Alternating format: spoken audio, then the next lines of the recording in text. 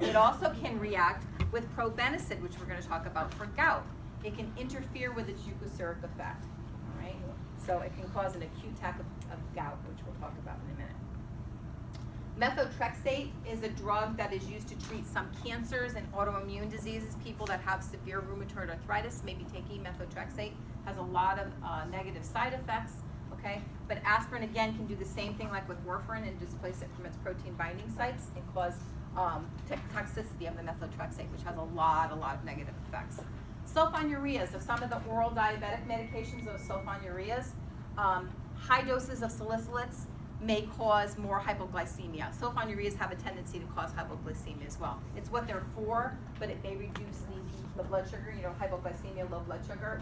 It can reduce it even more and very quickly. Some antihypertensives, okay, aspirin can reduce their effect.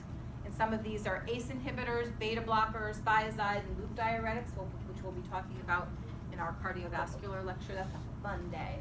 All right, lots of drugs there. So it can have an effect on some of these antihypertensives. And you all are going to use your drug interaction checkers with your patients, right? To make sure that this is not having that effect. So remember that if someone's taking some of these antihypertensives and 81 milligrams of aspirin, that's usually okay. We're talking about someone taking a lot more. You're going to have people on antihypertensives and low-dose aspirin all the time. It's used, of course, as we talked about, analgesia, antipyretic effect for fever, okay, but not for Reye syndrome avoidance for children that have influenza. Anti-inflammatory actions, so rheumatic fever, arthritis, and we know that antiplatelet effect that it has. All right. Low-dose aspirin therapy, we already kind of alluded to this. You're going to see people that have had heart attacks before are always put on low-dose aspirin therapy. It prevents unwanted clotting. When you have cardiovascular disease and you have a myocardial infarction, which is a heart attack, okay, they'll put people on low-dose aspirin, and often they place a stent. And around the time they're placing the stent and long afterwards, they have people on this low-dose aspirin to prevent clotting with the stent until it kind of integrates itself into the wall of the vascularity. Yes? The drug interaction that you mentioned before is all for the same, like if it's only 80 milligrams, that's just for it? I'm saying that if you have someone, when we talked about the, where are we there, antihypertensives, yeah, a higher dose may interfere with it, but very often people are on low-dose aspirin and on these. You're going to see, did you notice when you did some of your drug interactions, there could be a mild, a moderate, or severe interaction? We do a risk-benefit in terms of taking two drugs at the same time. You're going to see things with mild and moderate interactions that they're taking, okay? And if they're taking too many of the same kind of something, it could double the effect. But you will see people on some of these medications and on the 81 milligrams of aspirin. There are interactions, but again, risk-benefit, they often are put on them. Does that answer your question? Okay.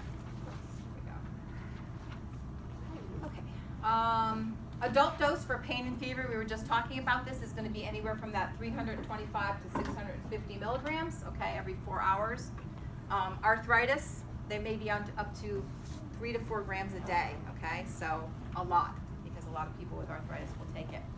Prevention of myocardial infarction is generally that 75 to 81 milligrams, but somebody around the time of it may be taking more. And children's doses, you don't do by age, you do by weight. And we all do that, remembering how much our children and our grandchildren weigh, and looking at the dosage on the bottles, okay, for it.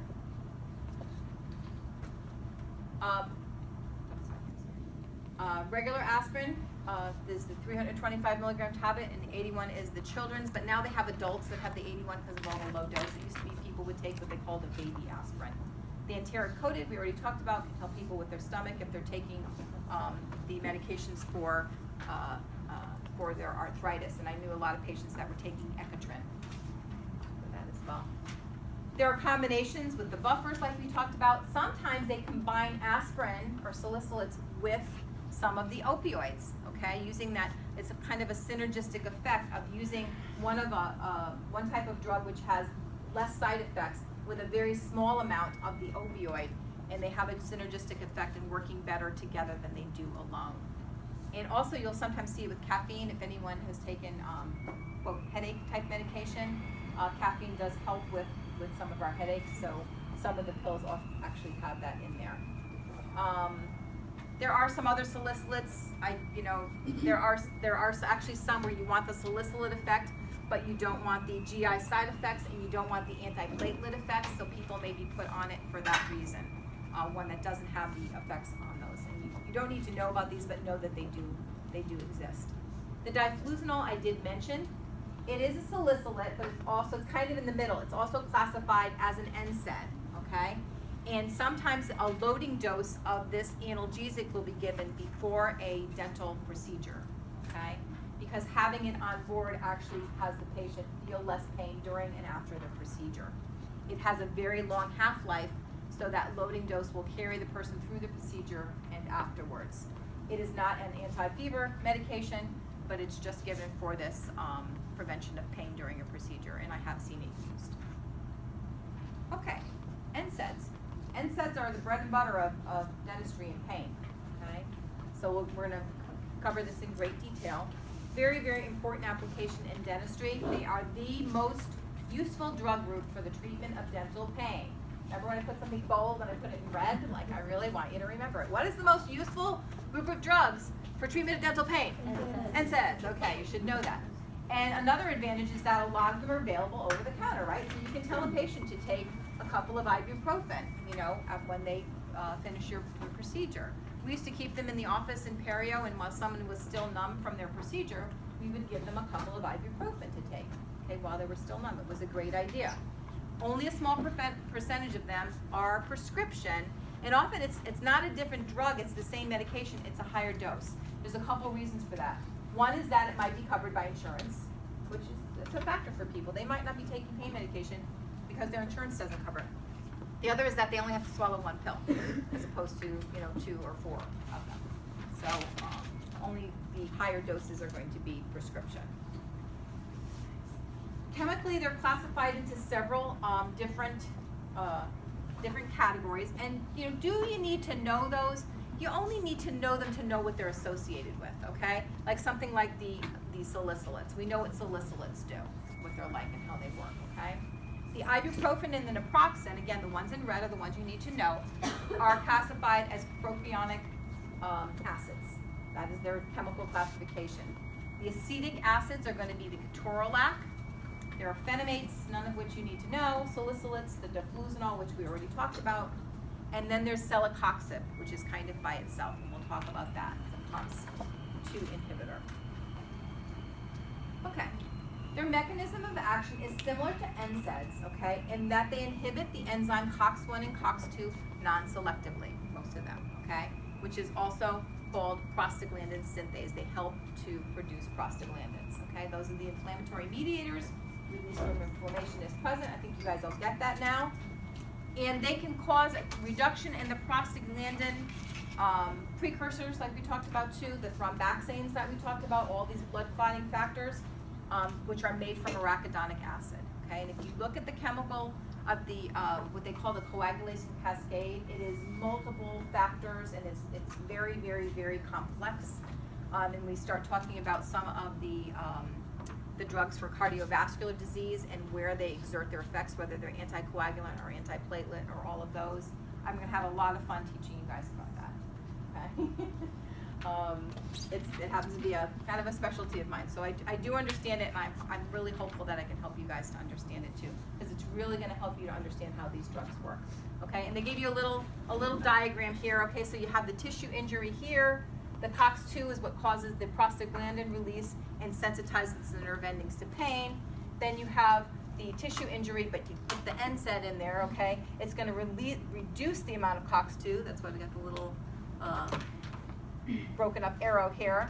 It's going to release less of the prostaglandin, and then we're going to have less pain. Not complete reduction, complete loss of pain, but less pain, tolerable levels of pain. So it helps to show you where that, little schematics, where that kind of fits in. Most NSAIDs, when you take them, take about 1 to 2 hours to work. So I actually, putting that in practical use for patients that I've seen before that know that they have pain after their procedure, while they're still numb or while they're in the chair, they might actually take their ibuprofen or whatever during that time. Food, again, reduces the effect or how quickly it can be absorbed, but it actually will get absorbed, but it will take a little bit longer. Oral antacids reduce the effect of a lot of drugs or keep them from being absorbed. They don't have any effect on anything except the difluzinol. So again, you have that patient that's taking the difluzinol before their appointment, and you know that they have a lot of reflux or they take a lot of antacids. You might just remind them not to take it with an antacid. They're metabolized in the liver, excreted in the kidneys, no different than a lot of other drugs. And their half-lives are extremely variable, anywhere from 1 to 2 hours to 12 to 15. You have to look at the individual agent to know how long it's going to hang out. They are analgesic, antipyretic, and anti-inflammatory. What's the one thing that's missing between this and the aspirins? Antiplatelet effect, okay? Although you will hear that there is some crossover there, it's nothing like what we see with aspirin, okay? Same mechanism, okay, of inhibiting the prostaglandin synthesis, okay, by inhibiting the COX-1 and 2. So they're also very, very useful, the women in here know, for treating dysmenorrhea, okay, for treating cramps, okay, uterine cramps, because they actually, prostaglandins are actually responsible for those cramps, okay? Thank you, prostaglandins, again, okay? The painful contractions. So, they're helpful in dysmenorrhea, but because they can limit contractions of the uterus, they're not good in late pregnancy, right? Because they can actually prolong labor. So, same reason you would tell a pregnant woman not to be taking this. Really important. We treat pregnant women all the time, even late into their stages of pregnancy. So we wouldn't want to be telling them to be taking NSAIDs, okay, for pain close to the time that they're going to deliver. And in gout, which we'll talk about in a minute, they're both analgesic and anti-inflammatory, so they're very, very helpful with gout. The major effect of the NSAIDs is also GI irritation, just like it is with the other, because they reduce that COX-1, right, the cytoprotective mucus in our stomachs. They're used.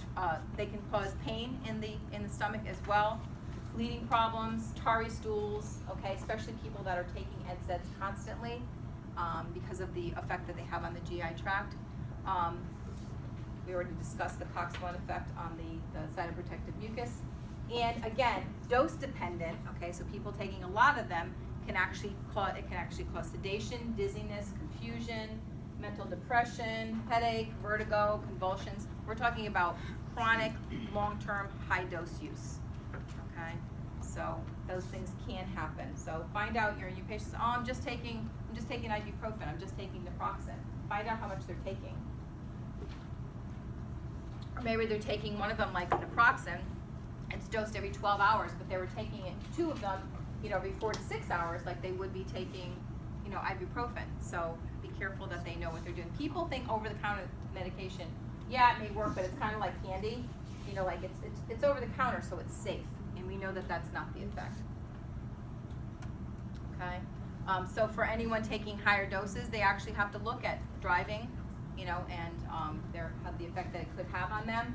But we do know that these drugs are not addicting. They don't induce tolerance, and tolerance is what? Right, your body gets used to the amount of it, and you need more and more for it to work effectively. That doesn't happen with the NSAIDs, okay? You can take more and more and have other adverse effects like are listed here, but it won't cause that kind of tolerance. How about with aspirin? How about with aspirin? It's not. It's not tolerance. Okay, now, the blood clotting effect, it can inhibit platelet aggregation, but it does it reversibly. So if you remove the drug, the platelets bounce back. With the aspirin, new platelets have to be made. It's an irreversible effect. So yes, they affect platelets, but they do so reversibly, okay? Kidney disease is a factor, okay? For people that have kidney disease, you have to be careful with the way that these are metabolized. And you can induce things like muscle weakness, ringing in the ears, hepatitis, so it has an effect on the liver, okay? Blurred vision, blood problems, again, high doses, chronic use. Those are the things you have to look at. Orally, people have been known to have ulcerative stomatitis, which just means ulcerations in their mouth, gingival ulcerations, and dry mouth as well. If somebody is truly allergic to it, they're going to get that typical hives or urticaria on their skin. They can have swelling of the skin as well, chills, fever, and this is very, very important. Stevens-Johnson syndrome. It is characterized by a diffuse sloughing rash all over the body, okay? There can be facial swelling, tongue swelling, exfoliative dermatitis. Literally the skin is falling off of you, okay? And necrosis of the epidermis of the skin. So it's rare, but it can happen and it can be fatal.